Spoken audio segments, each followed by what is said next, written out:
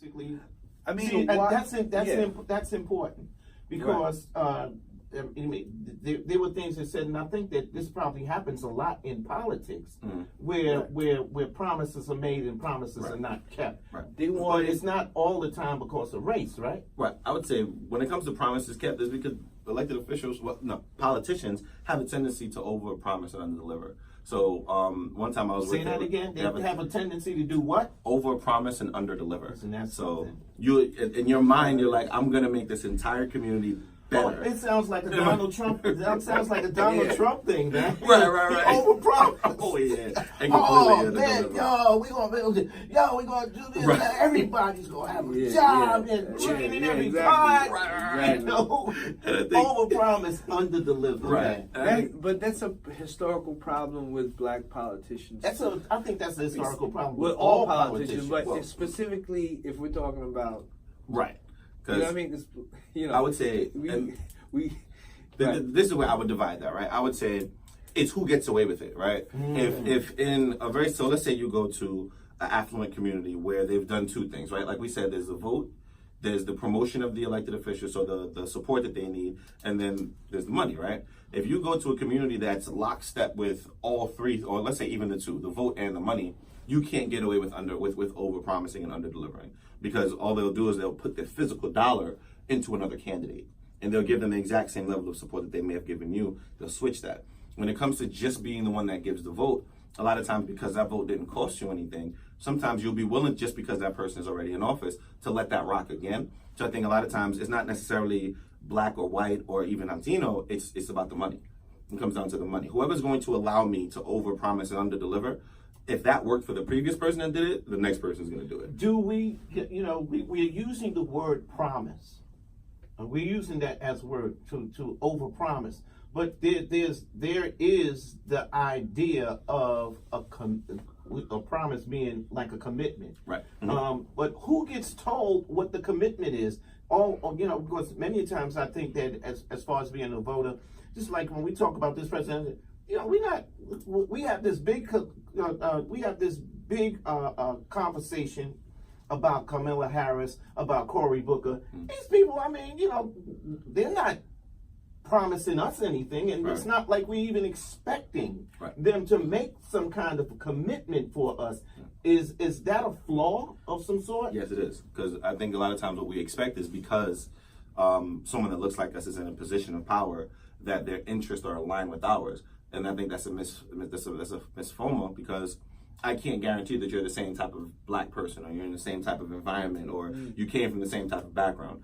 So for us to assume that just because of someone's skin color or even where someone was born is a misstep on our part. I think we do need to, once we start to make a better assessment of each candidate, ask specifically, so how is this going to benefit us?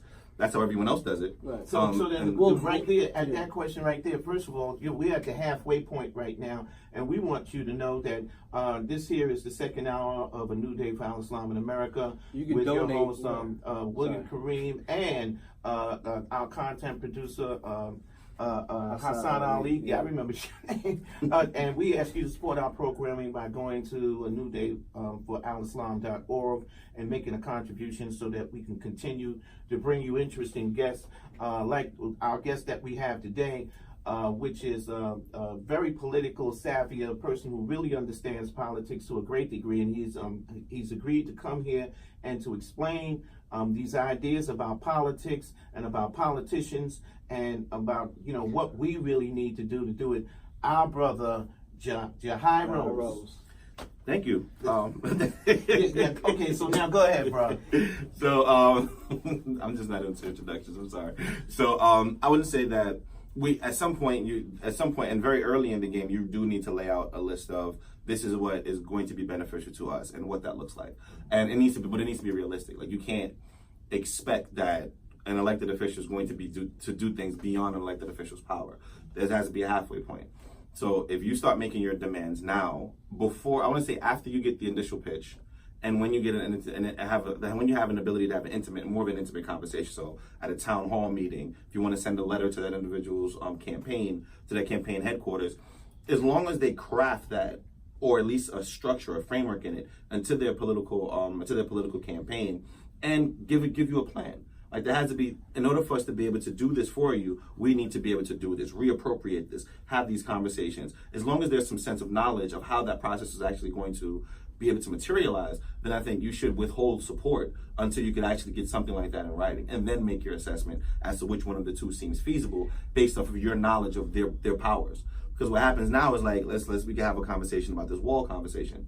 Let's say you have a conversation about border security without having the conversation about what the feasibility of border security is, then you would overpromise, because you would have to realize that no individual works in a vacuum.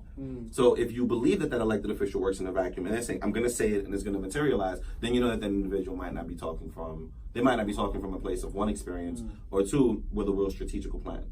But if they could say, appropriations pushed from this location to this location might be able to allow us to do this and not disturb where we got that money from, and where it may reduce services by a little bit, but not so much where you'll feel pain from it, then maybe that might give you an understanding of maybe they know what they're talking about. It seems like the reason why he's pushing this wall is because, it sounds like, he's made some commitments, and he's trying to make those commitments come through. I don't know whether those commitments are to contractors. Right. Okay. Could be. I've heard that. Could be. The steel industry. Just go ahead, man, and you appropriate the money to contractors so that they can, and there might be whatever. Right. But I mean, it seems like the way that he's pushing this wall, the way that you have explained it, which was very beautiful. That if some people had. It doesn't even sound like people were talking to him about, hey, listen, we need a wall. It doesn't sound like that was the conversation if we were supposed to take a look at it. It doesn't sound like, there was some people that was complaining about a wall, but it was his idea about a wall. So therefore, the commitments that he would make would not necessarily be to the people, but would be to contractors to build the wall. I mean, I just thought I feel so too. For what you've been telling us, I completely feel so too. I think almost every elected official has, like you said, that dual responsibility, right? There's that dual responsibility. There's one responsibility is to benefit the community, but the other responsibility is you have to pay back the support that you got, right? So for the most part, like we talked about the return on investment for the vote.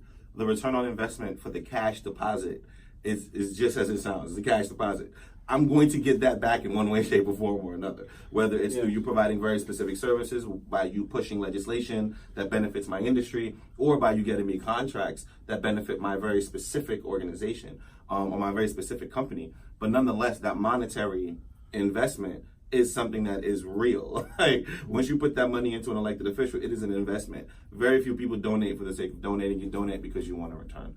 And I think maybe that might be the reason for the forcefulness, might be because there's an underlying, I got to pay this back. And I know Donald Trump is one of the richest people in the United States, but no one operates in that vacuum where you don't still need monetary support to do something like run for president, or even be the leader of an entire country. So I do believe that there might be an underlying issue with him possibly having these connections to big money companies that need his wall to be built. I wanted to ask this question, all right, Hassan? Yeah. From your experience, especially in working, in the Black community, as far as the politics and government, do we make demands on our government officials? Yeah. I want to say we do, but we don't make them holistically. Like, we make demands individually. So, in let's say Southeast Queens, very specifically. So when you say individually, you're talking about individuals. You're not talking about organizations or. Right. So I was just about to get to that part, right? Go. So the individual, like, one time I was canvassing, and the individual said, "I want a speed bump." Now the elected official was trying to be honest. His response was, "They're not trying to. The Department of Transportation is not trying to do speed bumps right now, but I can get you a 4-way stop sign." She said, "I want a speed bump." And he was like, "But I'm trying to be honest with you. I can't do that. I want a speed bump." That conversation ensued for about 3 minutes. After a while, he said, "All right, I'll get you a speed bump."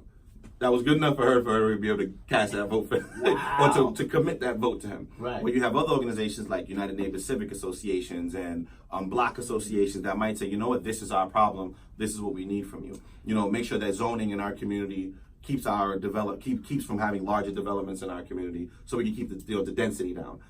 So it's on both levels, but as a collective, there very rarely is a collective. We need this to make our community better. For the most part, it's typically assumed.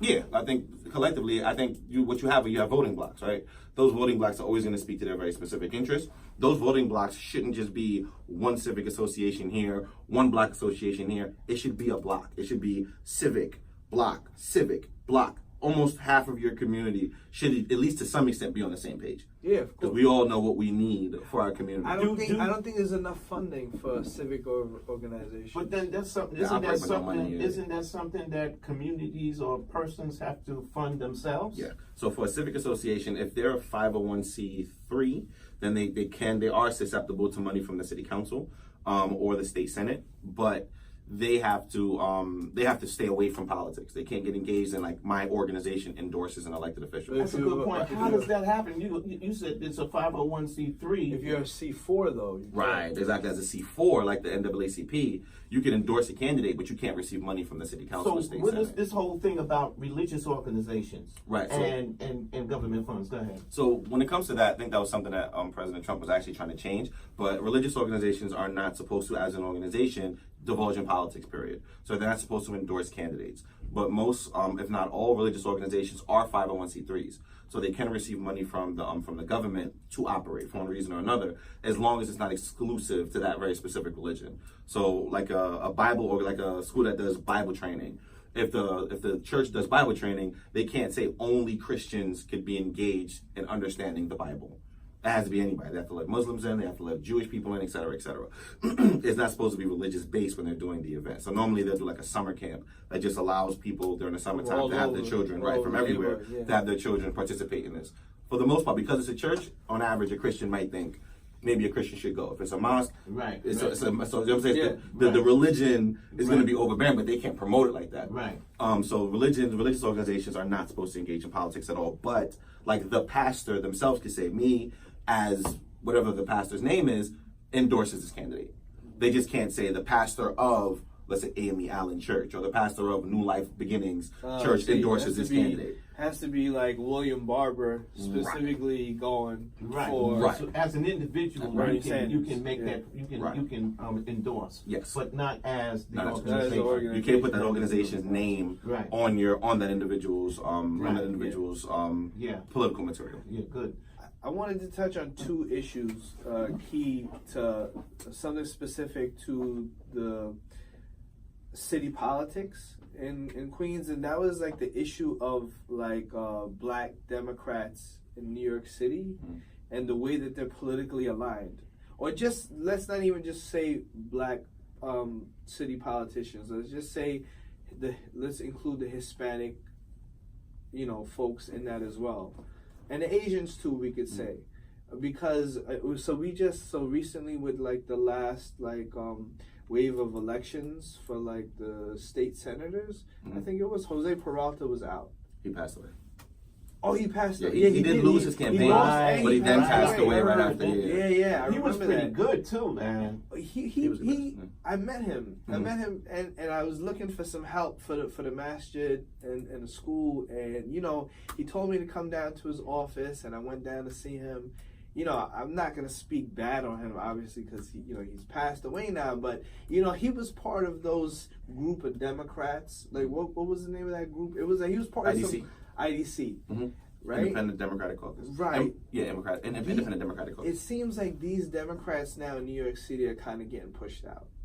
Yeah, they were getting pushed out. Yeah, it was a very specific targeted effort to get rid of that third party because it was hurting the Democratic Party. And in their mind, and in the Democratic Party's mind, in kind of empowering the Republicans, because they caucused on both sides. So what the purpose was a power split. So that the Senate's majority is always small. So when it was the Democrats, it was like by 2 votes. When it was the Republicans, it was by 2 and 3 votes. That IDC split it, so they then became the decision makers on both sides. IDC meaning Independent Democratic Caucus. But these were more centrist Democrats. These Right. were not considered like more, I guess, left leaning, more progressive, like Alexandria Ocasio-Cortez. Those are Right. She's more of a candidate that a lot of young people are now gravitating towards because of her policies that are more seen as being more. That is just better, smarter. You know what I mean? Smarter, right. Looking something Right. that's better for everyone, Right. really for average people, man. Yeah. And especially when it comes to New York City, for people of color. I mean, that's just well, we're just I mean, using she's, these terms. she's a grassroots politician. Right. That's Exactly. that's what I think is Right. missing specifically with black politicians in New York City, and that's something that we don't have. I mean, Barron was probably the closest one. Barron was a radical. Why did he You know what I leave, mean? man? He was termed out. He was turned down. Yeah, that was the second term. He maxed and out. he went up to Assembly. And then his wife took his seat in the city council.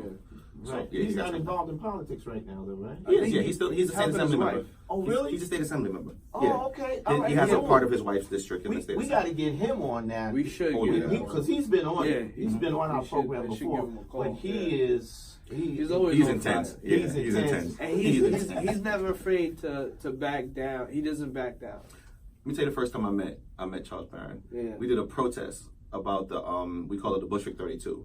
32 young people going to a funeral. They get stopped by the police, and all 32 get arrested. And they're saying they got stopped because they were being too rambunctious when they were in the street, and they cited them with unlawful assembly. Now, mind you, we understand unlawful assembly, right? We're together, we got a bullhorn, we're doing some type of event. They're literally just all collectively walking to the train station. So they get cited, and we do a protest in front of the precinct that I think it was the 83rd precinct. We do a protest in front of the 83rd precinct. Charles Barron walks up. This is the first time I've ever despite the fact that he was my council member for 21 years of my life, this is the first time I've ever met him. So I see him, and he's like, hey, he delivers this speech and says, I need everyone here to do me a favor, remove these barricades. I looked at him, I said, mind you, at that protest, I was doing security. So he said, remove these barricades. And we're looking at him like, but the cops put the barricades there. He delivered this speech to the police department like, you know what? I'm tired of coming to these protests where you guys are the aggressors and you put us behind cages. I don't understand why, if you're the reason why we're here, you did too much, why you're telling us that we need to be subdued. He said, excuse me, everybody here in the security, pick up these barricades and move. We picked up the barricades and we moved them. And then police officers stood right there and did absolutely nothing. They let us rock. And at that point, I understood that Charles Barron specifically was a different type of elected official. I didn't consider him a politician. Like that, and that moment was not politics. That was him genuinely saying, you know what? This is my duty as an elected official to make sure this is fair treatment, and this is not fair treatment. These individuals are not accused of being agitators. You are. They're just angry at your agitation. He's one of And he gave that to us that way, and I appreciate it ever since. See, and that, with that, that's a man that understands the English language and understands the way that things are being used, the policies and things are being used, and he was able to redirect, in word and deed, those things that, everybody else in there didn't even see it. Yeah. And that's what makes a politician important. A leader. Yeah, That's what makes him a great leader. Yeah. And he's also, it should be also said, he's one of the only handful, it's almost non-existent, one of the only politicians who has given verbal support to Palestinian rights. Oh, I'm not surprised about that. Not surprised about that. I'm not surprised about that at all. And always never apologetic about it. No matter who's in his face, no matter who's challenging him. Right. He deserves a lot of credit for that. Right. Yeah, I believe that is a man that speaks his mind, and that's that conversation that we had about politics. Is not only who you make friends with and who you don't align yourself with, it's the things that you support, and that's why I appreciate that when you have elected officials or elected leaders more than when you have politicians. That politician has to stick to that framework. There's a very specific framework with politicians, right? There are buzzwords. There's things that you just never mention. You don't have these conversations because it's going to lead you to whether you support it or not personally. You can't have that conversation openly. As a politician, you have to stay within that framework if you want that upward mobility. That's right. If you're an elected leader and this is what you believe and you believe that your community should believe it, you're willing to stand on it. You're willing to say, you know what, this is the track that we should be going on, and maybe we should expand our minds a bit. Which is the reason why, if we're talking about leaders, I call them elected leaders. If we're talking about politicians, I call them politicians. And not every politician is bad. It's just a lot of times they're limited. That framework becomes something different, unless that politician is charismatic enough or polarizing enough to actually change the conversation. Enough to say maybe this is what needs to be looped in to our political framework. And maybe honesty, total honesty, needs to be what's looped into our frame of political political framework. I don't know how I feel about Eric Adams. I feel like he's. I like Eric. I like Eric. I like Eric Adams. He's a cop. He's one of the founders of 100 Blacks in Law Enforcement. Blacks in Law Enforcement. You know what I mean? And I think he tries his. I haven't read much of his speeches or anything like that, but I think he's someone that we should try to get up here on the show too. And then it's that other thing, man. I mean, it's a tightrope. You know, from what you've been telling us, it's a tightrope to walk, man. You know, to overpromise and underachieve, man. Right. You know, that's a tightrope right there, man. You know, and I think that every politician, from what now that I understand it seems like a lot of people want a lot of things. Yeah.